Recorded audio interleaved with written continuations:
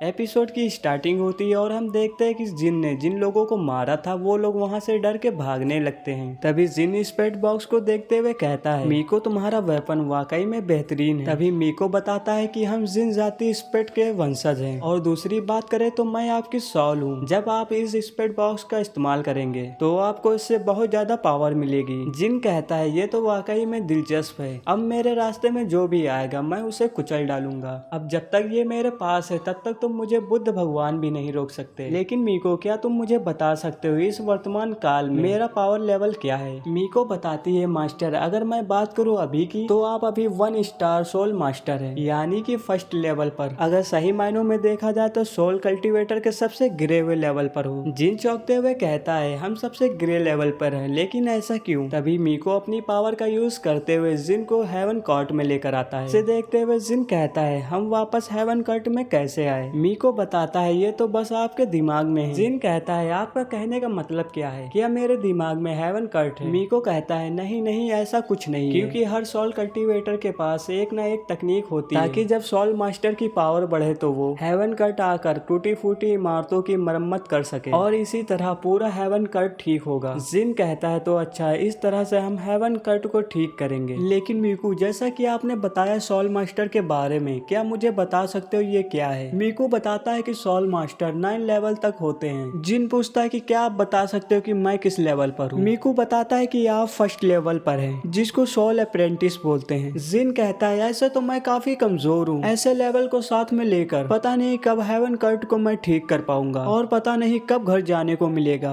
मीको कहता है, चिंता मत करो मास्टर, आपके पास मैं हूँ। मैंने जहाँ तक देखा है कि आप बहुत ही जल्द सब कुछ सीखते हैं, इसलिए ज्यादा समय नहीं लगेगा हेवन कट को ठीक करने में। जिन कहता है, ये तो मुझ में खूबी है, लेकिन जैसा कि आपने बताया मुझे नहीं लगता कि मैं जल्दी से ठीक कर पाऊंगा, लेकिन हाँ कोशिश करने में क्या जाता। तो चलो इन सब बातों को छोड़कर हम आगे बढ़ते हैं। जिन मीकू से कहता है, लेकिन हम यहाँ से बाहर कैसे निकलेंगे? मीकू कहता है कि अपने दोनों हाथों को अपने सिर के पास लाए और ध्यान लगाए, जिससे हम बाहर निकल जाएंगे। ऐसा करने से जिन और मीकू इल्यूजन लैंड पर वापस आ जाते हैं। ऐसा करके जिन को काफी मजा आ रहा था, जिसमें जिन बार बार ऐसा कर रहा था और ऐसा करने से मीकू का सिर पूरी तरह से घूमने लगा था। मीकू जिन से कहता है, मास्टर इधर उधर खेलना बंद करिए, आपको ये सब अच्छा लग रहा होगा लेकिन मेरा तो सिर घूमने लगा। जिन मीकू से कहता है, चलो हमें यहाँ से चलना चाहिए। जिस पर मीकू कहता है, रुकिए मास्टर, मुझे पहले आपके कपड़े बदलने दीजिए। और देखते हैं कि मीकू ने जिन के कपड़े बदल दिए थे, जिसे देखने में काफी इंटरेस्टेड लग रहा था। तब जिन कहता है कि चलो अब हमें यहाँ से चलना चाहिए। लेकिन थोड़ी देर चलने के बाद हम देखते हैं कि पीछे से कोई आ रहा था, जिसे देखते हुए जिन सतर्क हो जाता है। तभी हम देखते हैं कि एक लड़की आ रही थी। वो लड़की रुकते हुए जिन से कहती है, भाई आखिरकार हम मिल ही गए, मैं आपके पास आई हूँ ताकि आपकी जर्नी को मैं इजी बना सकूं। तभी वो लड़की जिन के लिए भी एक 12 सिंघा बुलवाती है ताकि उससे उसकी जर्नी इजी हो सके। तभी वो लड़की बताती है कि आपके पिता लापता हो गए हैं और मुखिया के तौर पर हमारे दूसरे चाचा बैठे हैं, और जो हमारे चाचा मुखिया की सीट पर बैठे हैं वो आपसे काफी नफरत करते हैं, इसलिए आपको उनसे बचने के लिए यहाँ से भागना होगा। जिन को वो लड़की एक थैला देती है और उसे यहाँ से जाने के लिए कहती है। जिन कहता है कि हमें नहीं पता कि इसको चलाया कैसे जाता है, क्यों ना तुम मेरे साथ सवारी करो। वो लड़की कहती है, इस समय मेरा मजाक करने का मूड नहीं है। ये देखते हैं कि वो दोनों लोग अपने 12 सिंघा के साथ वहाँ से चल देते हैं। वो लड़की बताती है कि मैं आपको फ्लोटिंग सिटी से बाहर ले जाऊंगी, लेकिन उसी वक्त देखते हैं कि जिन पर एक स्केल बीस्ट अटैक कर देता है और उसे मारने की कोशिश करता है। तभी वो लड़की अपने एरो से अटैक करती है ताकि उसे मार सके, लेकिन वो स्केल बीस्ट काफी ज्यादा पावरफुल था और वो पूरी कोशिश कर रहा था जिन को मारने के लिए, लेकिन जिन भी उससे लगातार बचते हुए अपने स्पेट बॉक्स से उस पर अटैक करता है और उसी वक्त दोनों साथ मिलकर अपने कॉम्बिनेशन से उस स्केल बीस्ट को मार देते हैं। उसी बीच देखते हैं कि जिन का चचेरा भाई जोंगवान स्केल बीस्ट के पास दौड़ते हुए जाता है, क्योंकि वो स्केल बीस्ट जोंगवान का था और जोंगवान ने ही जिन को मारने के लिए स्केल बीस्ट भेजा ताकि वो अपने रास्ते से उसे हटा सके। जिन जोंगवान से कहता है, तो अच्छा तुम थे जिसने मुझे मारने के लिए इस बीस्ट को भेजा, लेकिन तुम मुझे मारना क्यों चाहते हो? इसके पीछे कोई तो वजह होगी और वो वजह मैं जानना चाहता हूँ। जोंगवान कहता है, मैं तुम्हें कुछ नहीं बताऊंगा, चाहे तुम मुझे मार ही दो। जिन कहता है, जैसे तुम्हारी इच्छा। वो अपना स्पेट बॉक्स निकालता है और अपने भाई जोंगवान पर अटैक करता है, लेकिन जोंगवान उसके सामने घुटने टेक देता है और कहता है कि मैं तुम्हें सब कुछ बता दूंगा, बस मुझे छोड़ दो।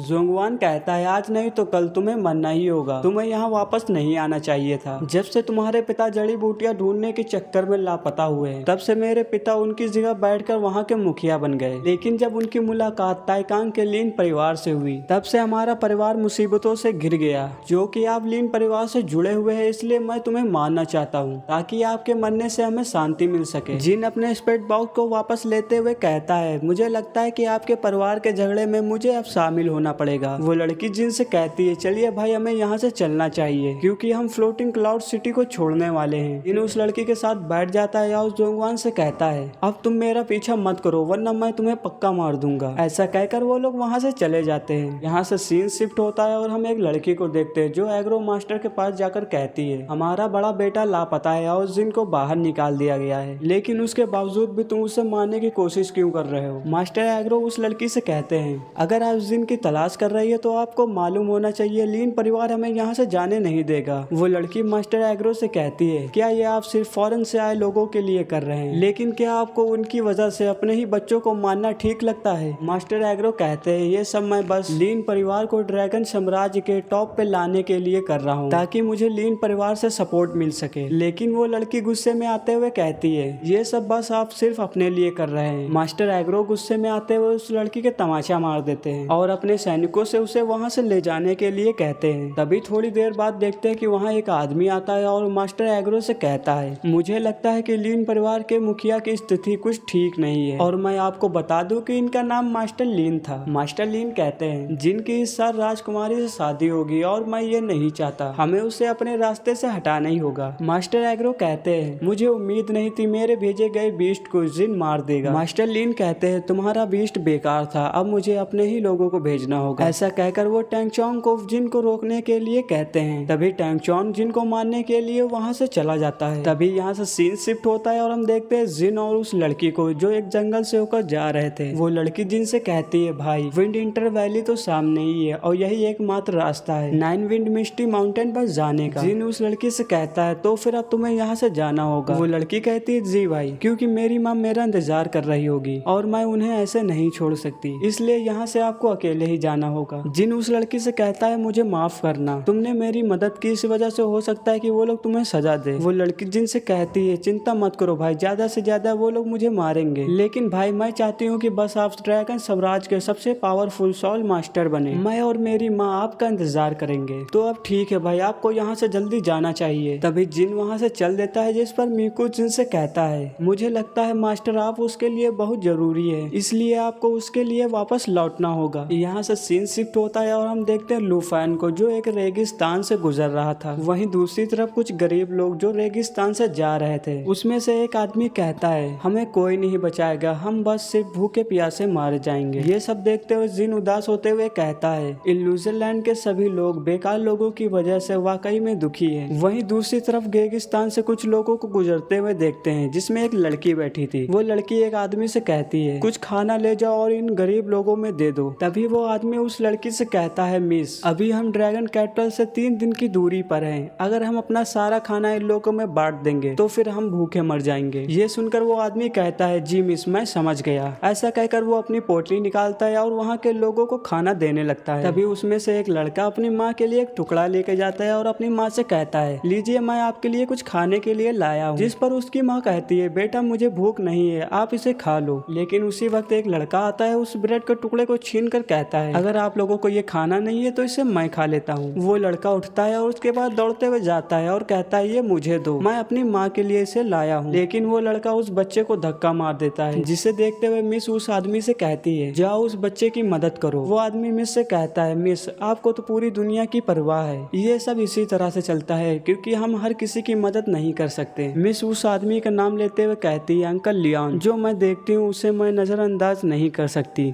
इसलिए प्लीज अंकल लियान जाइए और उसकी मदद करिए। मास्टर लियान कहते हैं, ठीक है मैं जाता हूँ। लेकिन वहीं दूसरी तरफ देखते हैं कि जिन जाकर उस लड़के के मुंह पर एक लात मारता है और कहता है, इस बच्चे का तू खाना चुरा रहा बेवकूफ कहीं के, जिसकी वजह से वो लड़का जाकर दूर गिरता है। लेकिन फिर भी वो लड़का एक डंडे को उठाकर लूफान को मारने के लिए जाता है, लेकिन लूफान अपने पंच से उसे दूर फेंक देता है। और ये सब दूसरी तरफ मिस देख रही थी। जिन उन लोगों से कहता है, लड़ना बंद करो, किसी को कुछ न कुछ मिलेगा। ऐसा कहकर जिन उन लोगों को अपना खाना भी दे देता है और उस बच्चे को भी खाना दे देता है और जिसे मारिस था उसको भी जाकर खाना देता है और कहता है, आप चोरी चोरी नहीं करना। वो लड़का कहता है मुझे पता है मैंने गलती की, मुझे माफ कर दीजिए, अब मैं ऐसा नहीं करूंगा। ऐसा कहकर जिन वहाँ से जाने लगता है, लेकिन हम दूसरी तरफ देखते हैं कि टोंगचौन उसे मारने के लिए आया था। मीकू जिन से कहता है मास्टर क्या आपने उसमें बैठी एक लड़की को देखा जो आपको घूर रही थी। जिन मीकू से कहता है तुम्हें आदत डालनी होगी, मैं इतना स्मार्ट हूँ कि पता नहीं मेरे पीछे कितने लोग पड़े हैं। जब मैं अपने स्कूल में था तो पता नहीं कितनी लड़कियां मेरी दीवानी थी। लेकिन वहीं दूसरी तरफ टैंगचौन जिन का रास्ता रोक लेता है, जिसे देखते हुए जिन कहता है कि आप किसी सर्कस से हैं, क्योंकि देखने में तो आप काफी बढ़िया लग रहे हैं। लेकिन टैंगचौन जिन पर अटैक कर देता है, जिससे बचते हुए जिन अपने एक्सपेक्ट बॉक्स को निकाल के टैंगचौन पर अटैक करता है, जिसे रिफ्लेक्ट करते हुए टैंगचौन जिन से कहता है मुझे पता नहीं था कि तुम इतने दिलचस्प हो, तुम्हें मारने में तो मुझे काफी मजा आएगा। ऐसा कहते हुए टैंगचौन जिन पर अपनी सॉल से अटैक कर देता है, जिसे देखते हुए जिन मीको से कहता है आखिरकार ये क्या है। मीको जिन से कहता है मास्टर ये उसकी सॉल है, जैसे कि मैं आपकी सॉल। लेकिन तभी देखते हैं कि टैंगचौन जिन पर अटैक कर देता है, जिसे रोकने के लिए जिन अपने स्पेट बॉक्स से अटैक करता है। लेकिन देखते हैं जिन टैंगचौन के सामने हल्का पड़ रहा था। जिन मीको से कहता है बताओ मुझे क्या करना चाहिए, क्योंकि वो काफी पावरफुल है। मीको जिन से कहता है हमें ब्लड सॉल से अटैक करना चाहिए, इसके लिए आपको थोड़ा सा दिमाग पर जोर डालना पड़ेगा। मीको की बात मानकर जिन अपने ब्लड सॉल पावर से अटैक करता है, और ऐसा करने से टैंगचौन फ्रीज हो गया था। टैंगचौन जिन से कहता है मैं हिल नहीं पा रहा, तुमने मेरे साथ क्या किया। जिस पर मीको बताता है कि ये ब्लड स्पिट शैडो अटैक है। ये अटैक सामने खड़े दुश्मन को पूरी तरह से फ्रीज कर देता है। जिन कहता है ये अटैक तो देखने में इतना बेकार नहीं है। ऐसा कहते हुए जिन टैंगचौन की धुलाई करने लगता है, लेकिन टैंगचौन उससे आजाद होकर जिन के अटैक रोक लेता है। लेकिन उसी वक्त मीको फायदा उठाते हुए टैंगचौन पर स्पेट बॉक्स से अटैक कर देता है। ऐसा करने से टैंगचौन जाके दूर गिरता है, लेकिन टैंगचौन उठते हुए कहता है ये तो दिलचस्प है, लड़ाई में तो असली मजा अब आएगा।